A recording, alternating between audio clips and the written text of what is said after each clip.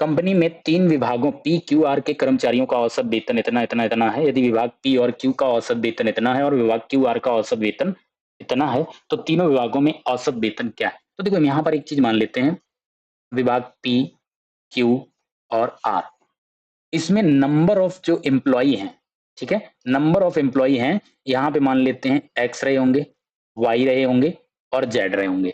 अब देखो एक बात समझना, पी और क्यू का औसत वेतन हमको कैसे पता चलता है? कंपनी पी में कर्मचारी इनटू उनका वेतन प्लस क्यू में कर्मचारी प्लस कर देंगे और होल डिवाइडेड बाई दोनों के नंबर कितने होंगे, एक्स और वाई। तो इस बात को बहुत अच्छे से यहाँ पे समझना। पहला है यहाँ पर पी और क्यू, तो इसमें एक्स एम्प्लॉई हैं, तो 85,000 इंटू एक्स प्लस क्यू में 75,000 plus Y upon X plus Y total कर्मचारी। तो एवरेज आ जाएगा कितना दिया गया, 79,000।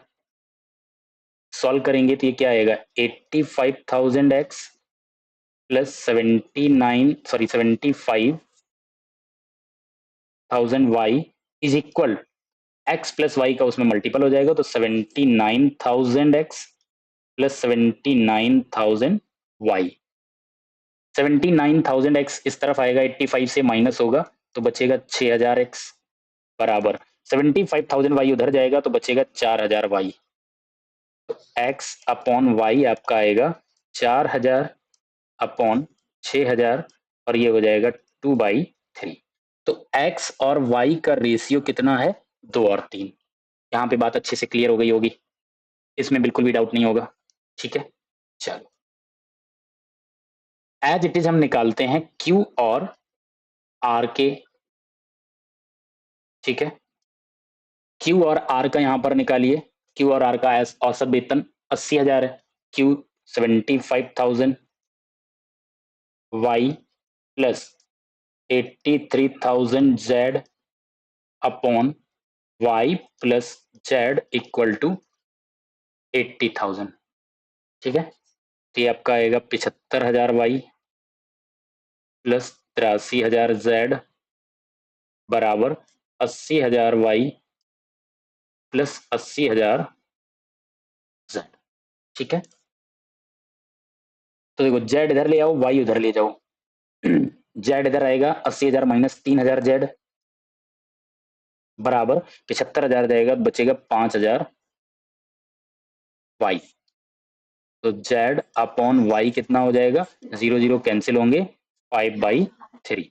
तो यहाँ पर वाई अगेन आपका 3, वाई तो 3 था ही, तो आपका यहाँ पर जेड कितना हो जाएगा, 5। आई होप अच्छे से बात आपको क्लियर हो गई होगी। यहां से हम निकाल पाए हैं क्या, नंबर ऑफ एम्प्लॉई का रेशियो। तो हमें एम्प्लॉई का रेशियो यहाँ पर मिल जाता है 2:3:5 के रेशियो में है। अब कह रहा है तीनों विभागों का औसत वेतन बताइए। तो यहाँ पर क्या करेंगे, 2 into 85,000 plus 3 into 75,000 plus 5 into 83,000 upon में मेरे पास आ जाएगा टोटल एम्प्लॉई 2 3 5 और 5 कितने, 10। इसका मल्टीपल करेंगे तो 85 दूनी 1,60,000, ठीक है। अभी हम ना 0 0 यहाँ पे छोड़ देते हैं, हम 0 0 जब आंसर आएगा बाद में लगा लेंगे। प्लस 75 तिया 225 प्लस 5 तिया 15, 5 अट्ठे 40 और 1 41 अपॉन 10 ऐड करेंगे तो आ जाएगा 5 5 10 0 हासिल 1 1 2 3 और 6 9 1 10 नहीं 6 2 8 1 9 और 1 10 हासिल 1 4 2 6 और 1 7 और 1 8।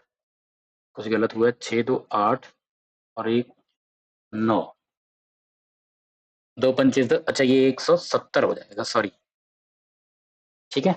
तो ये आपका फिर यहाँ पर आ जाएगा कितना, अपॉन 10, 1 0 कैंसिल 81 आया। अब हमने जो ये 0 0 हटाए थे यहाँ पर लगा दीजिए, तो आपका आंसर आ जाएगा कितना, 81,000। ऑप्शन नंबर ए करेक्ट हो जाएगा। इससे बात क्लियर हो गई होगी सभी को। कई बच्चे ये बोलेंगे कि सर यहाँ पर हमको अगर देखा जाए ये तीनों का अलग अलग दिया था, हम इनको ऐड कर दें और डायरेक्ट हम डिवाइड करके भी तो निकाल सकते थे, लेकिन गलत हो जाएगा। क्यों गलत हो जाएगा? क्योंकि हमें पी क्यू आर में कर्मचारियों की संख्या नहीं पता है, वो हमको निकालना पड़ेगा, उनका रेशियो हमने यहाँ पर निकाल लिया, अदरवाइज़ हमेशा गलत हो जाओगे। आंसर ऐसे भी आ रहा होगा, तो वो बाई चांस है कि मैच कर जाए आंसर, वो अलग की बात है, लेकिन कभी भी इस तरीके से ही आप करोगे, दूसरा तरीका नहीं अपना सकते हो।